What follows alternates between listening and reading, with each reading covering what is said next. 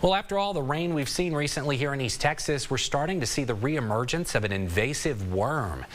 And a quick heads up here, we're going to show you some images of that worm that may be a gross factor for you if you're eating breakfast right now. All right, these are hammerhead worms, named for the shape of their heads, and they're prevalent in our region. They typically measure about 10 to 15 inches in length with a light-colored body that sports a dark stripe. They also pose a problem in your garden due to their diets. They're taking all of those good guys away. This particular flatworm, in fact, causes lots of environmental damage. These creepy crawlers eat slugs, snails, and earthworms, which of course are critical soil aerators and decomposers.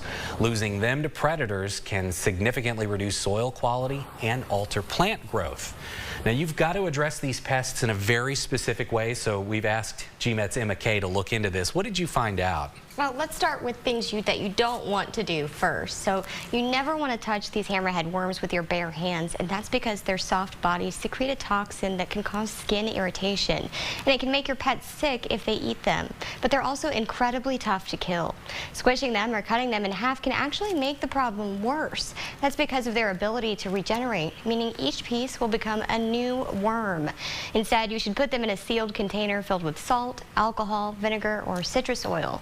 You can also freeze that container for 48 hours for good measure, but just sticking them in the freezer alone won't kill them, so you'll want to make sure that you submerge them in one of those methods that we discussed. Okay, Emma, of course, we'll want to be on the lookout if you're doing any spring planting this weekend. There's a right way and a wrong way.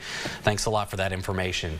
Well, you can report any sightings of this hammerhead worm to the Texas Invasive Species Institute here at the email address on your screen. That's invasives@shsu.edu. That's at Sam Houston State University.